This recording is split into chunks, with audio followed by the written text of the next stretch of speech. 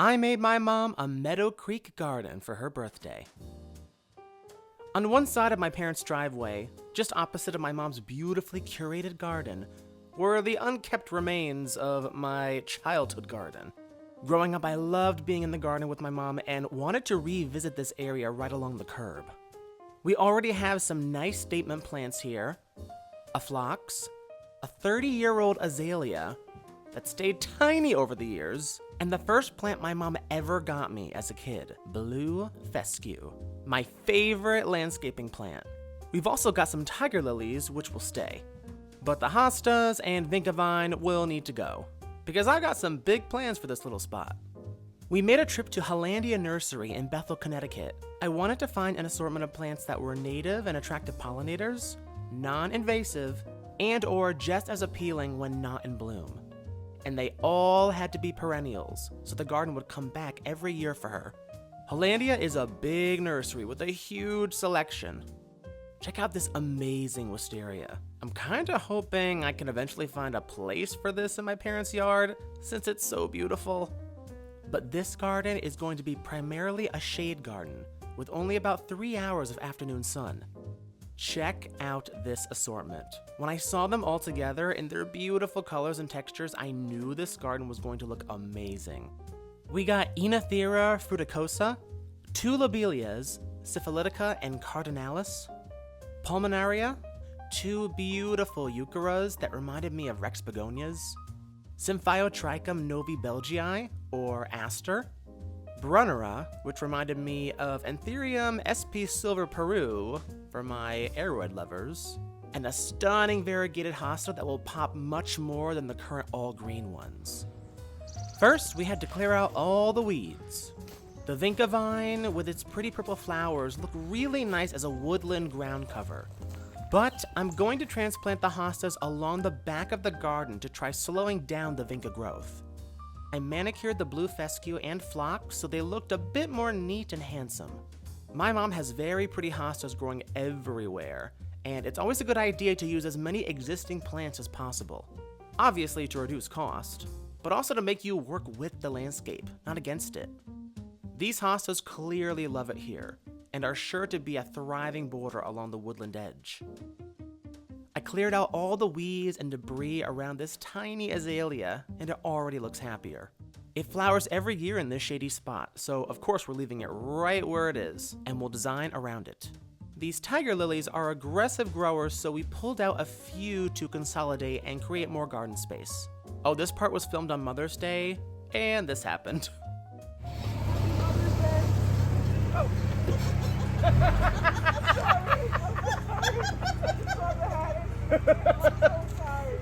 Happy Mother's Day to us all. And you say I'm never mistaken for a woman. I'm misgendered all the time, guys. It doesn't bother me. It's actually kind of funny. Anyway, next we laid out all the new plants to see where they looked their best. I wanted to create visual balance. My mom taught me her little trick of watering first, then planting. This, I think, helped a lot since watering after planting made this moist, almost clay soil muddy and messy.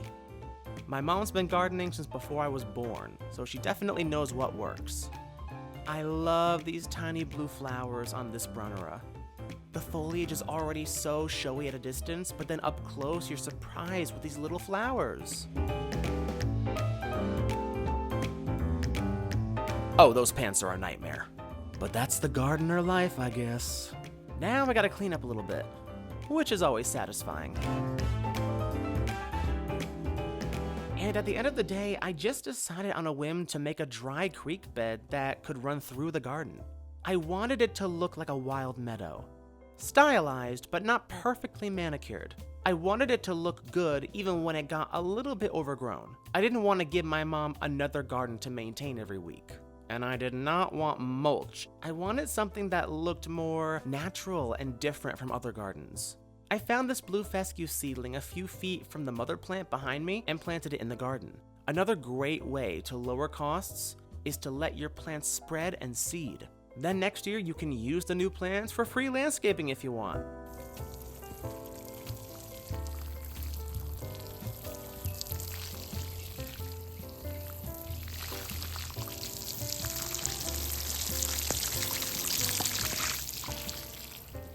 Today was a success. Only one casualty. I don't know how these broke. Whatever. These are like 6 years old. I gotta get new ones anyway. All right, let's go to dinner. So this is a nest of a what? Robin. And look at the beaks. Right there. And right there. Waiting for mama to bring them food. Hi, baby. Oh, babies. I just need to show this off real quick. This is a weeping spruce. And look at it. Look all the new growth. But look at it. I just love this. The following weekend, we took a trip to Shannon's Garden Center in Stratford. I wanted to add ornamental grasses to give the garden some fall and winter interest. Shannon Landscape and Garden Center. We're here looking for grasses, and we found the grasses. Look at these flowers. They have 3 colors. Look at yellow, orange, and pink. Look, I am a mess. Okay, guys, it has been 1 week since we planted the garden. Let's see how it looks. It's looking really nice. I'm gonna clean up these rocks a little bit more. Let's see how this moss is doing. The moss is still damp. I don't expect all of it to do well, so some of it may stay green, some of it will probably get a little bit yellow. Hopefully it'll come back next year, all nice, but it's looking good. Looking good, and we got some plants today, and we're gonna fill it in. We're gonna keep filling it in, guys. I'm gonna add more rocks here, maybe some more moss. We're gonna keep adding on. It's like a canvas, guys. The art is never complete until it's done. I don't know what that means. Okay, guys, so we got some new plants. We got some grasses right here. Mr. Sir, who are you? Evercolor Everest. And this guy, he is so soft. He's like a little pet. Oh my God. He's an Artemisia. So we got these here. We got some moss right here and right there. My aunt actually brought that over. I got some rocks here, some rocks there. We're gonna keep filling this out, expanding it. And I got some ferns from the backyard right over there. All right, let's get cracking. I harvested some more moss growing in the side yard. I was able to find rocks with moss established on them already. Having moss-covered rocks really adds to a shade garden. The other side of the azalea is blooming this week and looks gorgeous. Okay, Mom, tell me what you're looking at here. Clematis. Clematis. And how long have you had this here? 15 years. 15 years. And this is the best it's flowered for you so far? Yes. Look at that. That's gorgeous. And the vine by itself is already gorgeous with the flowers. Look at that. But that's why I get artificial flowers and put those on. Yeah. After the flowers go. The Northeast has had a lot of rain the last few weeks, which I think helped the clematis bloom so well. So hopefully all this rain we're getting kickstarts this new garden too. For the dry creek, I had it disappear into the vinca vine to look like it was coming from the woods. I did my best to create a little forced perspective by using smaller rocks towards the top to make the creek look longer than it was. I think it also helped add size and character to the garden as well. I even used moss with finer texture towards the back and moss with thicker texture towards the front to help add more artificial depth. Compared to the thicker and more scruffy textured moss in front, the finer moss will look further away if it's placed in the back.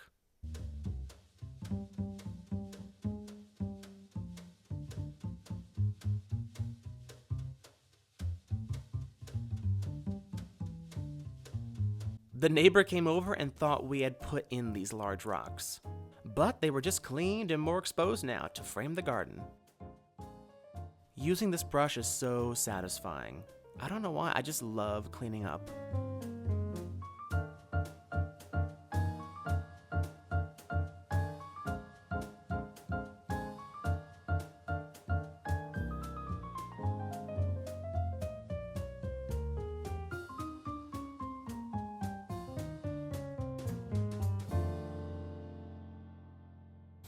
I just love this effect down here. If we could get moss to grow everywhere, that would solve our weed problem. It was at this point where I decided what our mulch replacement would be. Moss. Everywhere!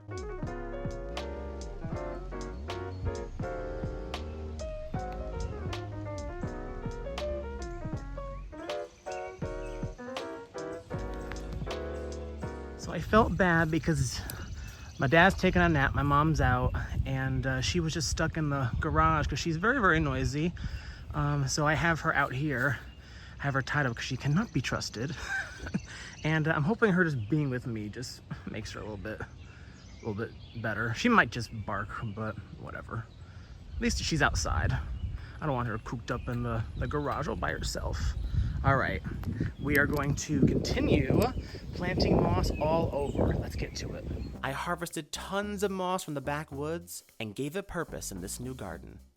The best way to harvest moss is to dig it out kind of like you're flipping a burger. Keep as much of it together as possible and allow it to hold half an inch to an inch of soil underneath, because it clearly loves whatever soil it's growing in. Then just lay it down. Moss will thrive in shade to part-sun gardens that have moist soil. It doesn't need to be constantly wet, but moss loves moisture and usually won't thrive if there are long periods of drought.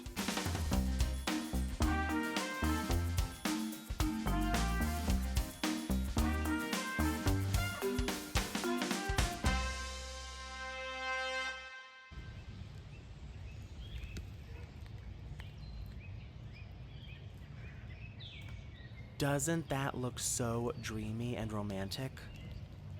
I just love how it seems to complement the woodland behind it by looking wild, but also clearly being a curated garden at the same time. That moss is awesome. Look at all that green! Oh my gosh.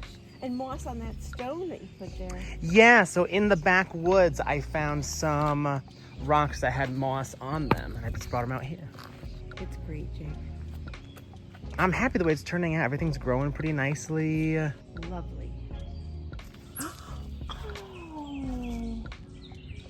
Oh, I didn't know it had that kind of a flower. It almost looks like a daisy. And look at all the buds coming. There's another flower right there coming. Look at them all coming. Oh my gosh, wonderful. Look at that. It must have loved all that rain. These all look so nice and healthy. Guys, look at this thing. It just will not stop. It will not stop. Oh, I know. You're just so cute. You just want to just play and play and play. You just want to play. I have to, like, keep her back because she'll just keep jumping on me.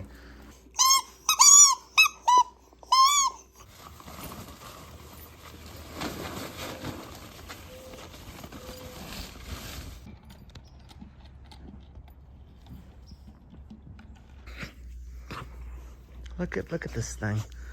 Look at this crazy girl. Oh boy. Oh, I gotta hold on to her. She's gonna fall over. She's gonna fall off the edge. She's truly a handful. She likes to bite things. No.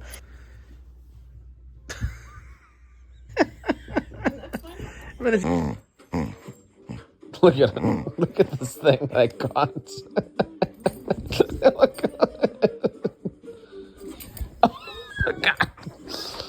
Here, do you want me to read you a bedtime story? What shape is this green submarine? It's the shape of a fat... Oh, that's not appropriate for children.